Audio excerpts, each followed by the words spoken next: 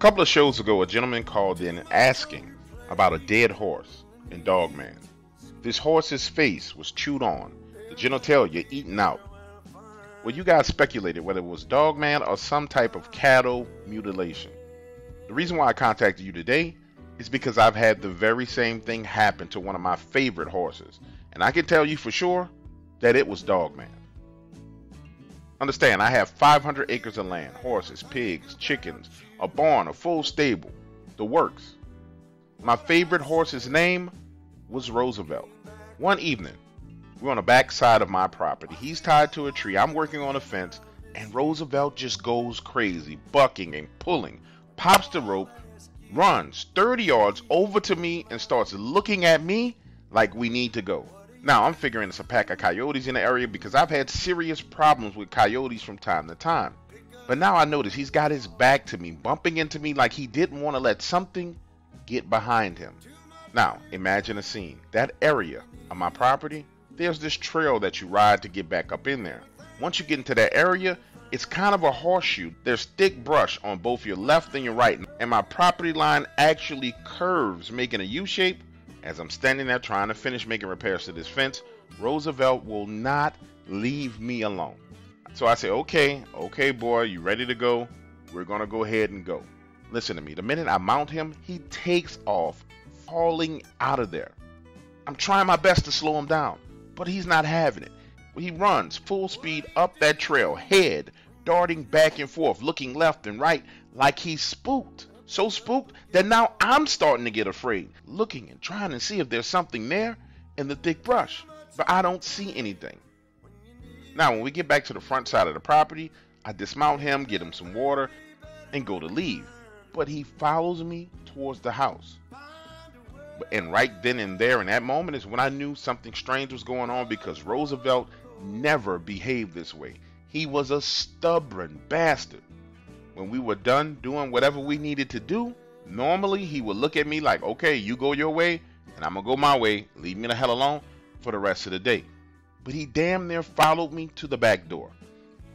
So I walk him into the fence and let him go into one of the pastures. Hours pass, I'm inside, my wife is cooking supper. It's about to get dark outside, so I head out to stable him, and he's not there. So now I'm on my 4x4. The sun is damn near gone down. And remember, I have 500 acres of land, and I'm out here looking for him. Listen to me, with any other horse in my stable, I wouldn't even put this type of energy and effort into finding them. I would have let them come back on their own. But Roosevelt was a gift from my wife, and I had a special bond with this horse. Something in the back of my mind told me I needed to go back up that trail where we were earlier that day. And the minute I got on that trail, I get this eerie feeling like I'm being watched. So now I have my rifle in hand, driving along. I go 400 yards, 450 yards, 500 yards, and I see blood all over the place. Confused, when I come around one of the turns in that trail, Roosevelt is laid out, face chewed off, and there's this giant black wolf standing on two legs, pulling him by one of his hind legs. His genitalia is gone. For a moment there, I found myself in shock. Then scared. But right after that, I got pissed. Really pissed. So I start shooting. I hit this thing twice, and it did nothing. It just looks at me, lets him go, and starts to head in my direction. So I empty the magazine. I'm nervous. I'm scared. I'm aiming for its lower thigh. But I swear to you, I must have hit it in its genitalia, because it dropped down on all fours and took off running. Now, disappointed, hurt, confused, afraid. Those were all the emotions I felt as I headed back home. I would have never imagined that there was something like this on my property. And there was absolutely no way that I could deal with it on my own.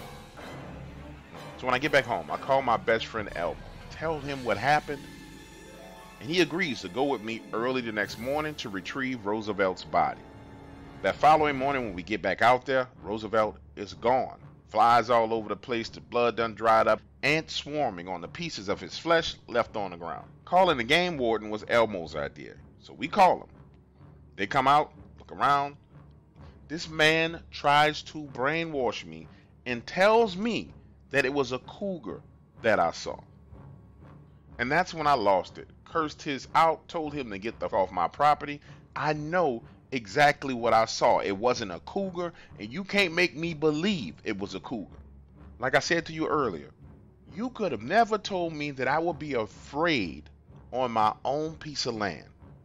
But ever since these incidents, I don't even go anywhere near the backside of my property. And I used to care about that section of land. People would hunt it illegally. I would have to go back there and run them off. But now, mentally, I have completely written it off. That section of property does not belong to me. It belongs to whatever the hell is back there. And I prefer for it to stay back there than come anywhere near the front side where my chickens, horses, cows, and pigs are. So guess what, dog man? You can have all that back there. It's yours.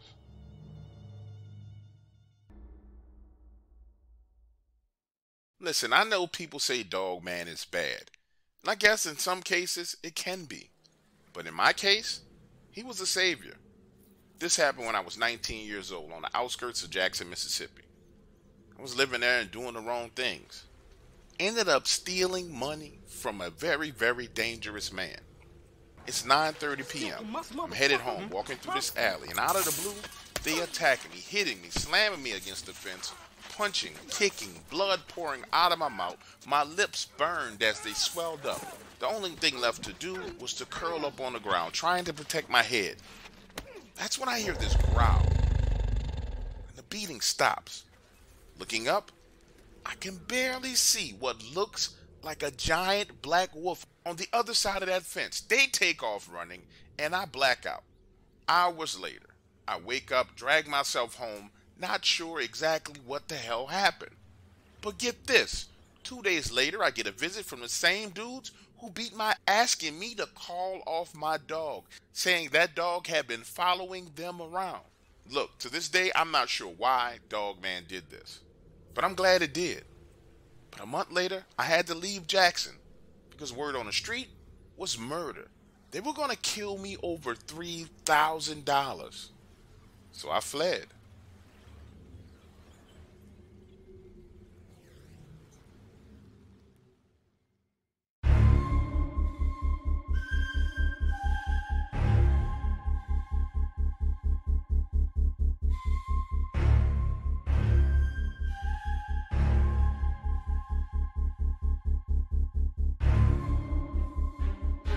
I first told some of my story over on another channel. Later learned that the guy was a fraud. Also that he edited out a huge portion of my encounter. You see, back in the early 90s, me and my daughter had our Dogman encounter. We were out fishing, and truthfully it wasn't exactly terrifying at all. That day, we had been fishing for crappie in one of the lakes. Imagine this, the two of us on my flat boat, anchored right at the edge of these high weeds and reeds. The water's no more than 7 feet deep, and we're using these old school crappie fishing poles. My daughter, who's actually better at catching fish than me, is burning them up, catching fish after fish after fish. I remember bending over to get some more bait out of the live well, and then hearing this explosion in the water. It sounded like something or someone quickly scurrying through that water away from us. We use our long fishing rod, spreading and laying down those reeds. And that's when we get a glimpse of this wolf. And let me tell you, this thing had to be 11, 12 feet tall. And remember, we were in 7 feet of water. Worst case scenario, the depth changed from 7 to 5 feet from where we were to where we saw it. But nonetheless, this thing still had to be tall because its waist was above the water. Its head is turned to the left, looking off in another direction, and it's almost as if it was listening for some kind of sound. Now, I'm not sure if you ever found yourself in a situation like this, but what my daughter and I did was we froze for a brief second, looked at each other. She whispers to me, "Dad, am I seeing what I think I'm seeing?" And I say, "Yes, honey." And I tell her, "Yes." So I tiptoe to the front of the boat, gently pulling the anchor from the water, then crank her up and get the hell out of there. Now listen to me, that was our Dogman encounter. But see, I talked about the things that happened after my Dogman encounter, and no one ever heard it. So now I want to share it with you. 2 weeks pass from that incident, and we start to have this string of bad luck. Incomprehensible bad luck. I go to pick up my daughter from school. It's about 30 miles away from home. I get to school, successfully pick her up. We get about 8 blocks away from the campus, and I get a flat tire. Listen, no problem. Hop up out of the car, change the tire. Listen, no problem at all. I hop out of the car, get the spare, put it on. Now we're back on the road. Then we get 5 miles away from our house and get another flat tire. Listen, we have to get a ride, have the car towed home, and not only buy a new tire, but buy a new spare tire. Never seen anything like that in my life. Then, a few days after that, weird and strange stuff starts happening around my house. I'm in the kitchen. My daughter is in the back of the house in her bedroom on the cell phone with a little punky boyfriend that I didn't like at that time. I'm standing over the stove making chicken fried rice when I hear this growl in my house. Now, initially I'm thinking, okay, she's got the TV on too loud, but then she comes flying into the kitchen saying, "Daddy, did you hear that? Did you hear that growl?" But then she comes flying into the kitchen. Dad, did you hear that growl? What was that?" Even her punk boyfriend on the phone heard this growl. And it was loud, man. Scared me so much that I went into the attic with a shotgun trying to see if we had some kind of wild animal in the attic of our condo. Now pause. Let me explain this to you. To be clear, my daughter and I don't live anywhere near woods. We live in condos, essentially row houses attached to each other in the middle of the city. A couple of days later, it's time for her to go to school. We're sitting at the kitchen table eating breakfast when we hear the growl again, this time coming from my bedroom. Look, it scared my daughter so much, she hops up, grabs her bag, goes outside, and sits in a car waiting for me to take her to school. Listen. If you think that's bad, we're not done yet. So that same morning, on our way to school, she says, "Daddy, I need to stop by Walgreens and get some loose leaf paper for my class." So she and I go into Walgreens to get loose leaf paper, and they come in and rob the place. 2 dudes come in with masks on screaming, "Get on the ground! Get on the ground!" Now my daughter and I are huddled in the back of Walgreens by the pharmacy department. I'm thinking to myself, man, what the have I done wrong? Listen, I didn't make the full connection between our Dogman encounter and the bad luck that happened afterwards until I heard another interview on this channel. And then all of the pieces to the puzzle came together. Because for days after those events, my daughter and I were on edge. And then the bad luck and all the strange occurrences stopped as they started, just as suddenly as they started. Now, to this day, I'm not sure what to make of it. But what I can tell you is this. The only thing about our routine that changed, we go fishing all the time, we do breakfast all the time, I cook that same chicken fried rice every Thursday. The only new thing that was introduced to our life was that damn Dogman. And for the record, we haven't been back to that lake fishing again.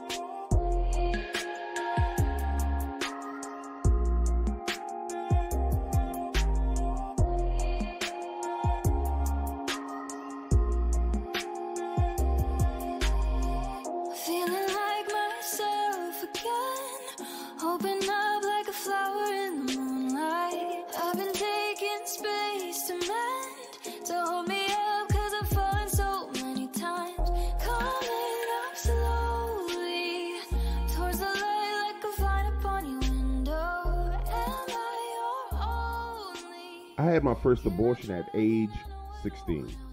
The second at age 21. Never really gave much thought to it. Just knew that it wasn't the right time in my life for me to be having a child. Fast forward 10 years, I'm 31 years old, married with a good paying job, and find out now that I can't have kids. It was heartbreaking for me and my husband. So we went through with the long process of adoption, and after 2 years, we adopted our son, Colin. Understand, adopting an 8-year-old kid is tough, especially when that kid has been in the system his entire life. Colin suffered with trust issues and would frequently have nightmares. And other times there were things he just refused to talk about. But by the time he was 12 years old, my husband and I had made a breakthrough. Colin was a happy young man, active in sports, and outgoing. Understand, my son can have a little bit of reckless behavior, and he also has a bit of a violent streak. But the older he got, the more we were able to get it under control. And my husband and I started to call him Handsome because we wanted to build his confidence up. Never intending for it to stick as an official nickname, but kids started calling him Handsome. At age 16, you could clearly tell he was not our son. Genetically, he towered over my husband and I. 6'6", 185 pounds, lean muscle. They tried to recruit him for every sport, but Colin wanted to swim. And to our surprise, he was a natural. His long body allowed him to glide and slice through the water, and he started competing. And when I tell you, seeing Colin in the pool was an electrifying experience. It was amazing. Crowds going wild. College scholarship offers coming in from everywhere. And yes, as parents, I can say we were very proud of him. But deep down inside, we knew his athletic ability had nothing to do with us. And my husband, even though he was proud, struggled with the whole situation.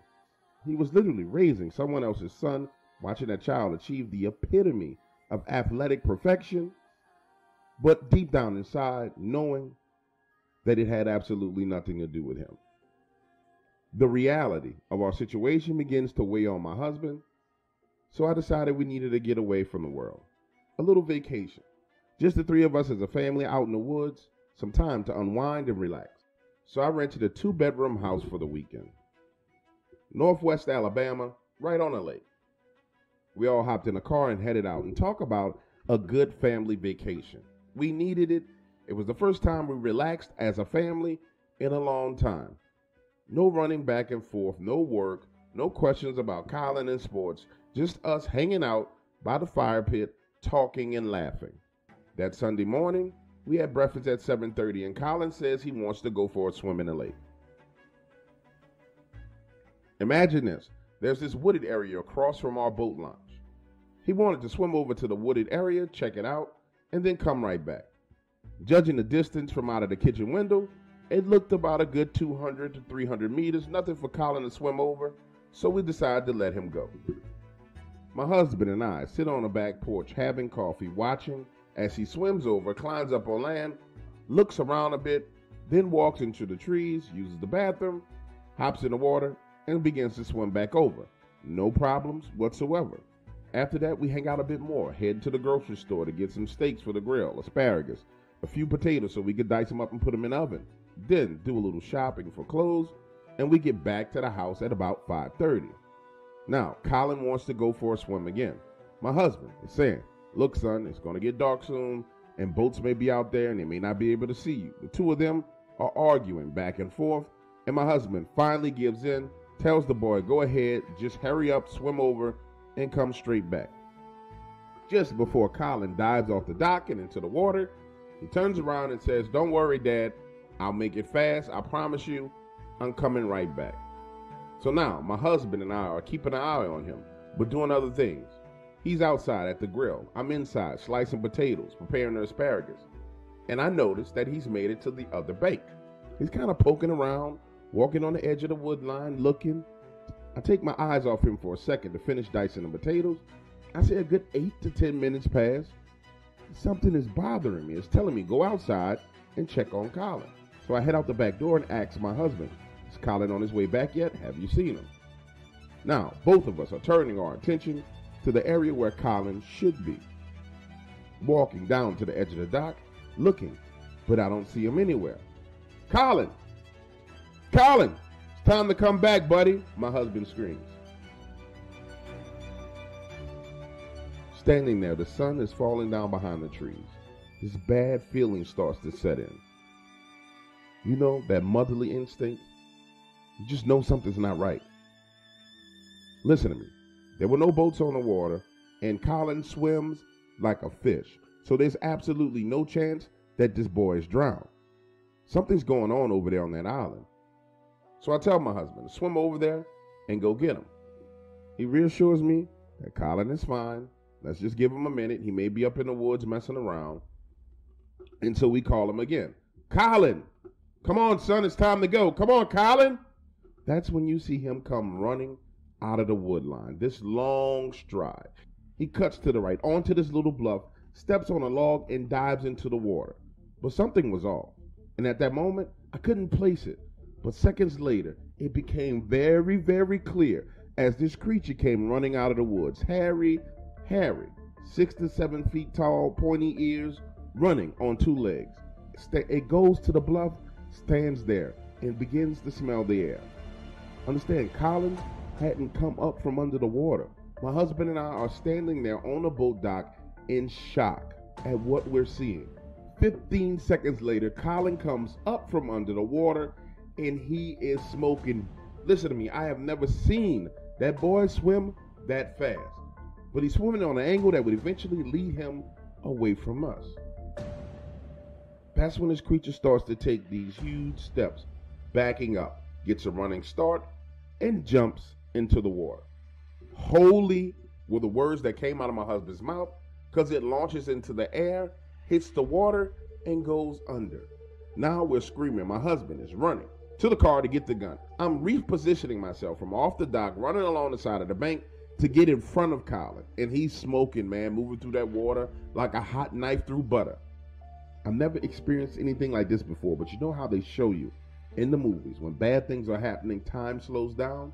Well, that's how it was, slow motion. I see my husband running back in my direction with a gun in hand, Colin swimming.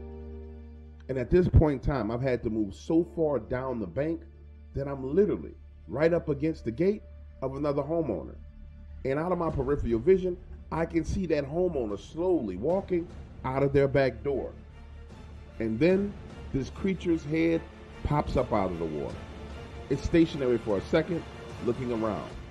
But now Colin is damn near 100 feet away from me, and I hear this gunshot.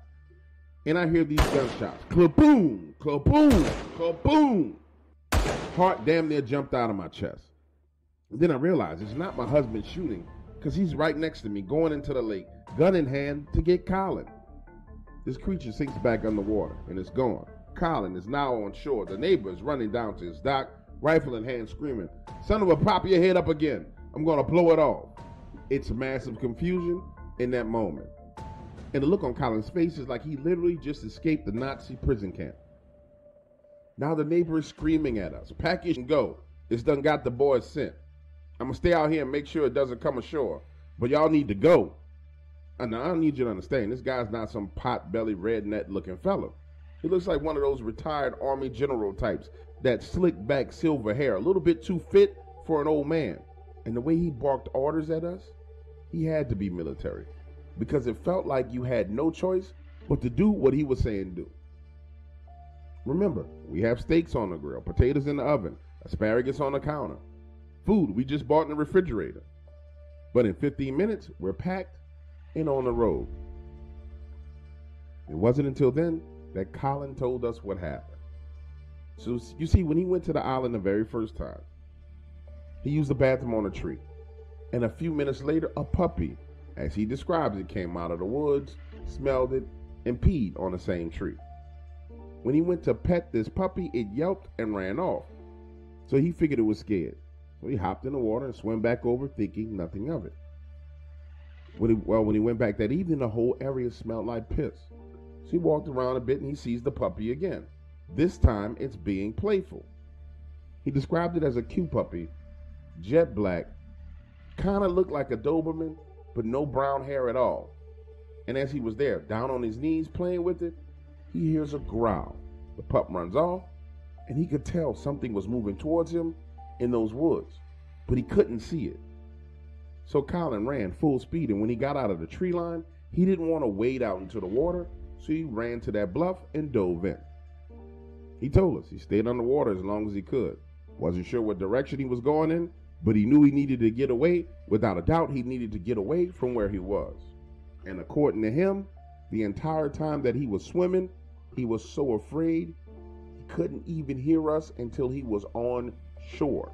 Now understand, we are literally driving through the night to get home. Our checkout was that next day at 12 noon. By 3 p.m. Monday, we get a call from the guy who we rented the place from. He says his cleaning crew just left the house and that we broke the back door. The knob was broken. And that we had agreed to not have pets in the house, but it smelled like wet dog.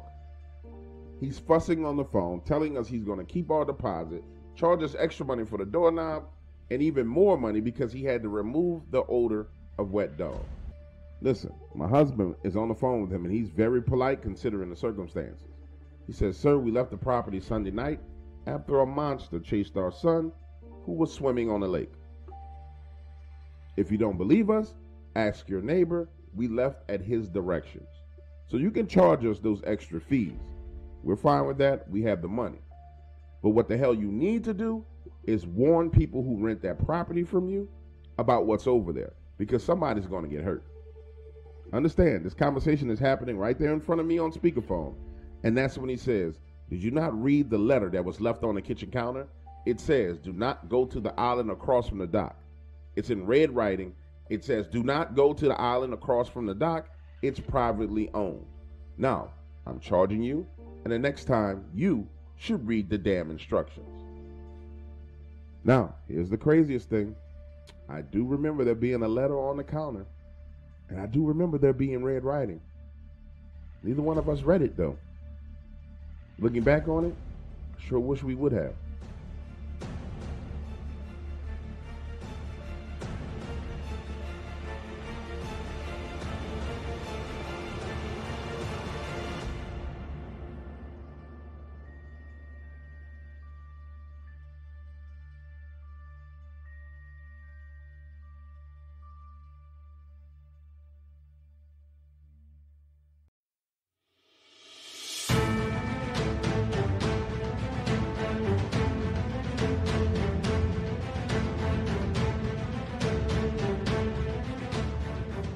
What's up, ladies and gentlemen? It's your boy, Dog Waters. I'm back with the entire story this time. But before I play this story, we need to address a few things and do a little housekeeping, because there's a lot of new people that's coming, and that's cool. You're new here, you're welcome. But again, and I'm going to keep on reminding you, the new people. I got to bring you up to speed. Number one, this is not the place for you. If you have thin skin, this is not the place for you. Number two, when it comes to beef and people popping off at the mouth, I handles my business on my own. Don't run around saying stuff on my behalf. Just chill and relax, because I got it under control. And number three, the most offensive thing you can do is come over here and complain to me about the number of ads that YouTube interjects into the video, because I don't put the ads in the video myself. And I want you to understand, when I read a comment like that, what it means. So when I look at the computer and the computer says that you said that, "Oh, Dog Waters, it was 15 ads in this 1 hour segment," it goes to my brain's computer and it translates and it goes, "Hey man, you, I don't want to watch these ads. I don't want to hit the skip button. I just want to listen to what I want to listen to." And then my computer goes, and then the words come back out of my mouth and say, "Man, you, this is a volunteer army. You ain't got to listen to nothing that I put out. Get the phone from around here." So, to avoid me going back and forth with you, if you are who does not appreciate the content that's coming out, that's going to complain about the number of ads that YouTube puts in it, just get the phone. Go on somewhere else and find another place to call you home. Go! Get the hell on, is what I'm saying to you. Other than that, enjoy your swim in the Dog Waters, man. Simple Jag, yeah, you went all out on that one, huh? You did. Really swung for the fences. Thank you. Yeah. Thanks, yeah. Yeah, it was an intense experience. You know, I just did the work. Watched a lot of retarded people. Spent time with them, observed them. Watched all the retarded stuff they did. You know, there were times when I was doing Jack that I actually felt retarded, like really retarded. Damn. In a weird way, I had to sort of just free myself up to believe that it was okay to be stupid or dumb. To be a moron. Yeah, To be moronical. exactly. To be a moron. An imbecile. Yeah. Like the dumbest that ever lived. Stupid as Jack. By the end of the whole thing, I was like, wait a minute, you know? I flushed so much out, how am I gonna jumpstart it up again? It's just like, Yeah. yeah, right? You was farting in bathtubs, laughing your off. Yeah. Yeah. I mean, it was just really it was crazy. It's like working with mercury. You're serious? You don't know. Everybody knows you never go full retard. What do you mean? You went full retard, man. Never go full retard. Okay, so last year I got tired of Portland, right? Too much crime going on. It's crazy out in the streets. So I decided I'm going to move to Arlington, Texas. Well, not exactly Arlington, but it's the closest major city. I'm about 90 miles west of Arlington. I buy myself a nice plot of land, 115 acres. Now, my family begged me not to leave. They gave me every reason not to go. Texas, the people are crazy. They're racist. It's a Republican state. Blah, blah, blah, blah, blah. But after being here for over a year, I can confidently tell you, up until the point that this happened, my relationship with my neighbors was great. I loved being in my house. Everything was fine with the exception of these events. About a month after I move in, I start seeing things. Now, let me explain something to you. I have grown up in the city my entire life. I have never, ever, ever been in the woods. I have never been around deers or rabbits or any actual wildlife. So I'm seeing things, but I'm not sure exactly what I'm seeing. Now, to be more specific, I see these dogs. I mean huge black dogs running across the backside of my property that kind of look like Dogman Encounters, but they're way too freaking big. Now, naturally, when you're confused about something like this and you're new to the area, you head on over to your neighbors and you start asking them questions. So I head on over, knock on the door. Hey, neighbor, I've been seeing these big old dogs running around in the woods. Have you ever seen anything like this? He says, yeah, they come through every now and then. Just leave them alone. It's nothing but big dogs. Everything will be fine. So I'm saying to myself, everything is fine, right? Wrong. A couple of days later, I'm outside. The sun is going down, and one of these things darts out, running super fast about 75 yards away from me.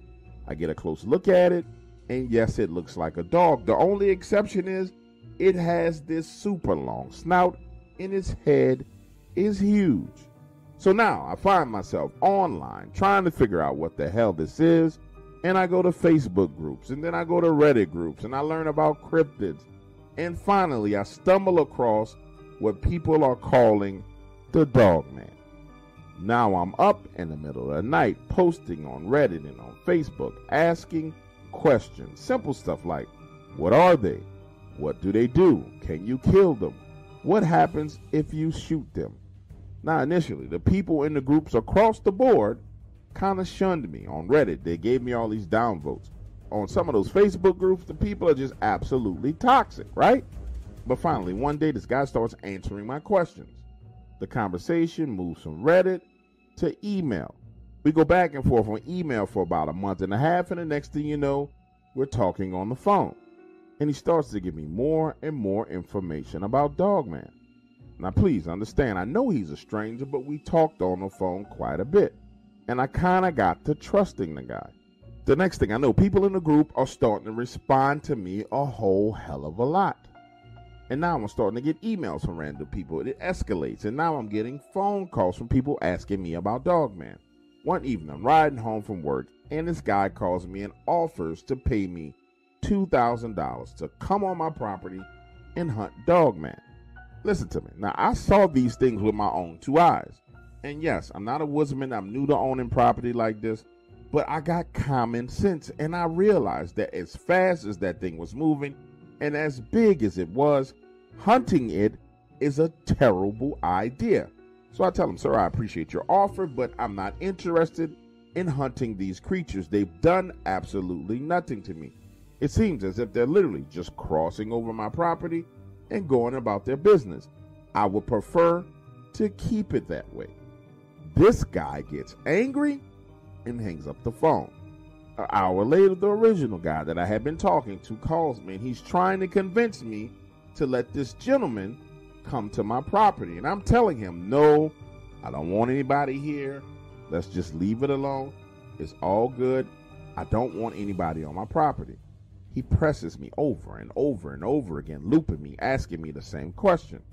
Now, I'm explaining myself to him, trying to get the hell off the phone. And I said, listen, bro, I got to go out of town tomorrow. I'm packing my bag. Nobody's coming to my property to hunt anything.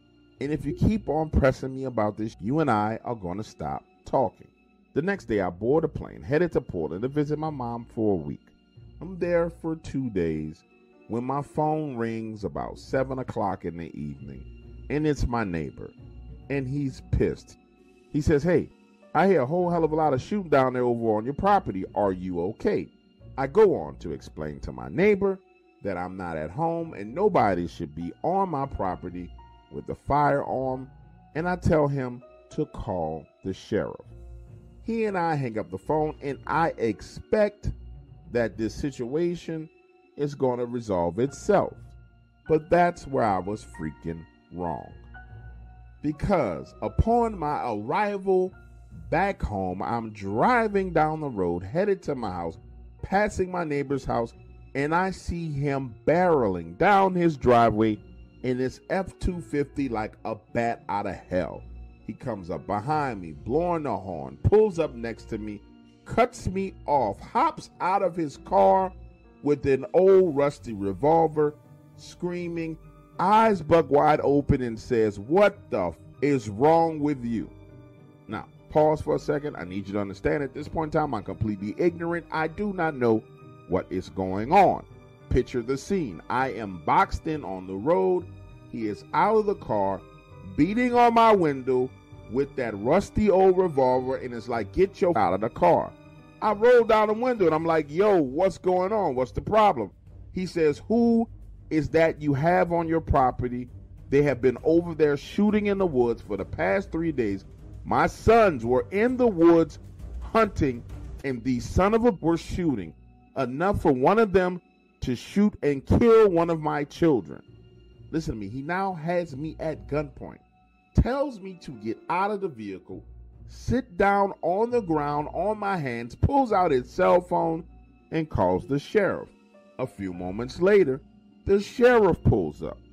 Now, I go on to express to the sheriff that I'm just arriving back in town, and my neighbor has pulled out of his driveway, pulled a weapon on me, and has threatened my life. For what reason, I do not know. But the sheriff looks at me and says, so you mean to tell me you didn't know that someone was on your property over the past couple of days shooting in the woods? You didn't give anyone permission to be on your property. I tell him, listen, I have been out of town. I did not give anyone permission to go on my property and hunt. At this point in time, my neighbor barges into the conversation saying, that's some, both of us went over to that house, knocked on that door, and those people in that house told us that he leased the house to them for a week so that they can hunt his land.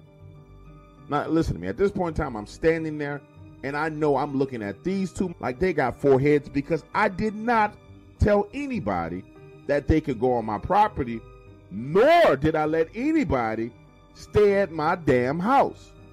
And I verbalized this to them. I don't know what the y'all talking about, but I did not give anybody permission to go in my house. I damn sure didn't give anybody permission to hunt on my land. So you are telling me that some people broke into my house. So I get off a plane, you cut me off in the middle of the road, pull a gun on me, and now you reveal to me that someone has broken into my house and went on my land and decided they're going to hunt. That is what's going on.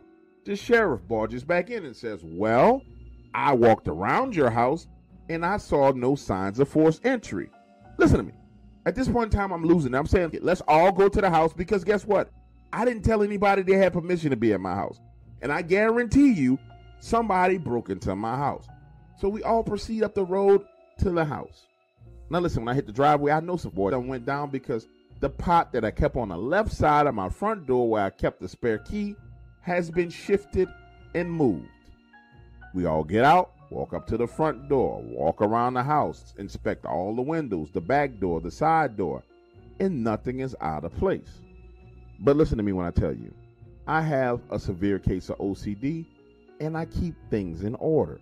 I know that that flower pot was moved, and that's when it hit me. That son of a that I had been talking on the phone with, it all came flooding into my mind. I remember one evening being on the phone with him as I'm leaving the house. Now, I get distracted talking to this son of a. Somehow I lock my keys in the car. And I remember saying to him, thank God for spare keys, because if not, I wouldn't be able to get back into my damn house. Now, listen to this. When we finally go inside of the house, remember, I told you I got OCD. I could clearly tell from the minute I opened the door that not only was one person there, but about 4, 5 people had been in my damn house. How do I know? The chairs at the living room table had been shifted. In the kitchen, there was a freaking orange juice carton on the counter. I don't do like that. My sofa and love seat had been set on. My remotes had been moved. There were towels on the floor in the bathroom. I'm walking around the house with him and the sheriff having a conniption fit because somebody has been in my house. And the worst part of it all is neither one of them believe me. They are utterly convinced that I let someone lease my house for the week. The sheriff proceeds to tell me that he knocked on the door and the man opened. He describes the man and he says that he pulled out a piece of paper that showed a short-term rental lease for the week and the rights to hunt on the property. Now listen to me when I tell you, I'm not like a thug or a gangster. I'm not hard. I'm not even violent. But when I tell you in that moment, I wanted to lob a bomb and blow up somebody. I wanted to kill them. Because again, the sheriff and my neighbor are in the house insisting that I did this. So I try to calm down and explain to the sheriff what I believe happened. As I'm talking to him, he cuts me off and says, hold on. So you're trying to tell me that you met a guy on the internet. Then you emailed him. Then you gave him your phone number. Then you talked to him on the phone, a stranger. And then you told this stranger that you had a spare key. And then you told the same stranger that you were going out of town. Now, of course, if you listen to the story, you done figured out I did some dumb retarded. But you got to be in the moment with me as all of this is going down. Because I'm coming to the realization as the sheriff is insulting me and my neighbor is shaking his head that these done been up in my house. The sheriff says, look, it's either one or two things going on. Either you are a lying son of a, or you got to be a 100% Forrest Gump retard. Either way it goes, neither one of those are good options. So here's what we're going to do. We about to get up out of your house and let you figure out what the hell is going on. But I want you to know something. If I hear one more gunshot over here, your ass is going to jail. And you're going to go to jail for a long time. You understand? Then they turn around, walk out of the house, and leave me standing there alone. Now, I'm sure you're listening to this story and saying to yourself, well, I don't get it. What's the point of the story? I thought it was supposed to be about Dogman. The story is about Dogman. And it's about the crazy that I found trying to find answers to Dogman and how them crazy sons have broke into my house. And now I got Dogmen, walking wolves, walking up to my back door, looking through my doors and my windows. So yeah, this story's about Dogman.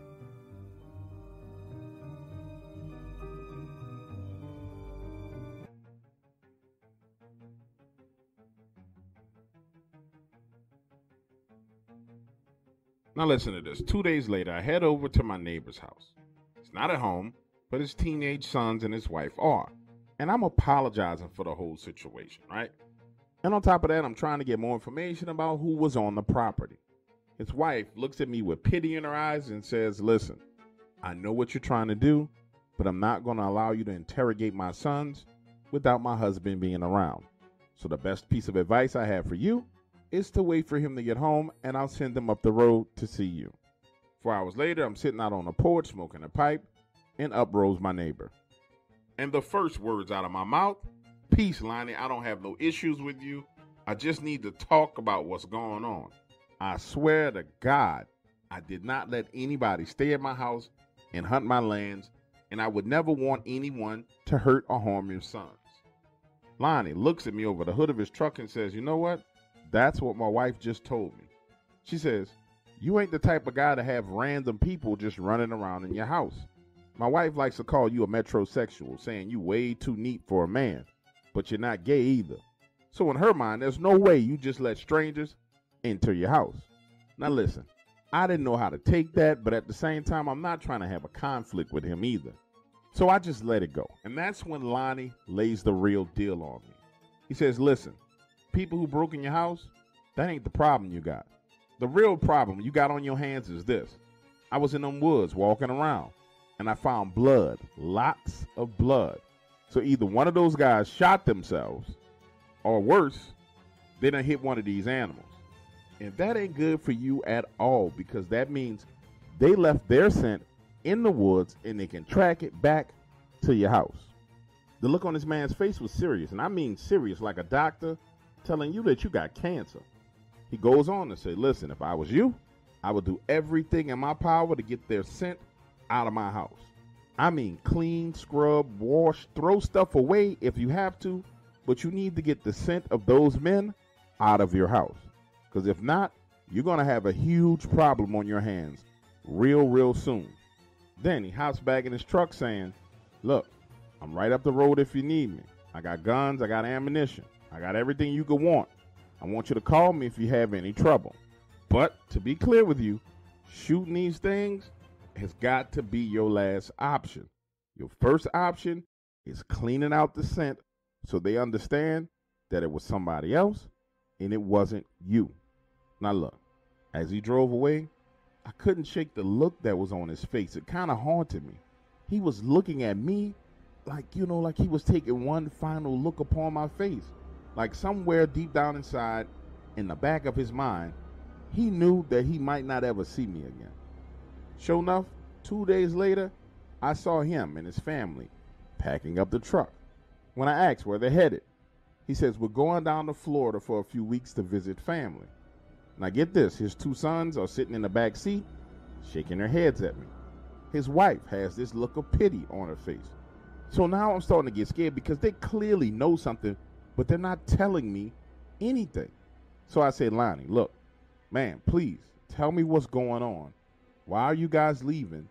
I got this bad feeling. Tell me what's up, Lonnie." He looks and says, "Everything ought to be fine, man. We just headed out for vacation." And pretty much right there is when I realized, okay, not only are these creatures definitely going to come back, but I'm going to have to deal with this on my own.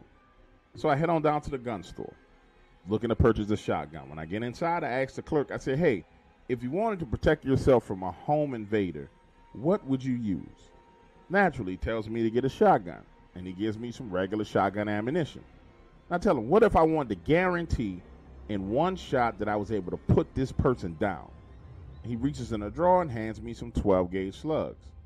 Now tell him, what if I was outside and I got some wild animals on my property and I don't want to kill them, but I want to run them off? The sales clerk starts fumbling around in the drawer and says, "Well, if I'm dealing with some wild animals and I don't want to kill them, I would probably use some dragon's breath, but we don't really have any dragon's breath rounds. I think I got one of them in here left, and one ain't going to do you no good." But I insisted, he relented, and so I walk out of there with the shotgun, the regular shells, the slugs, and one dragon's breath round. Now all is quiet for a solid week. Not a sound outside at night other than crickets. Sunday night rolls around, I'm in the shower, and I hear this roar. Straight sounded like Godzilla was outside of my house, and Godzilla was pissed off. But I had planned for this eventuality. Now, it might not have been the best plan in the world, but at least I had a plan. You see, upstairs in my house, there was a sunroom. It provided a 360-degree view around the property. In fact, I bought this house because I was going to convert that sunroom into a smoking lounge where I smoke my pipes. So now I'm springing into action, hopping out of the shower, putting my drawers on, grabbing my shotgun, clicking off all the lights inside, turning on all the floodlights outside, heading up the steps to the sunroom where I'm positioned, looking around with my shotgun. 20 minutes later, and I don't see anything. 30 minutes later, I still don't see anything. Now thoughts are kind of bouncing around inside my head. Okay, am I freaking hearing things? Maybe I'm tripping and I'm afraid. So the adrenaline is leaving my body. I'm starting to calm down. So I said, look, I'm just going to chill up here for a minute, take a look and see what's going on. I light one of my pipes and take a puff. Smoke begins to fill that small room to the point to where I can barely breathe. So I head on over and open one of the windows. And that's when I first hear it. There is something gently, very gently walking around the outside of my house. And because of my vantage up high up in the air, I cannot see it.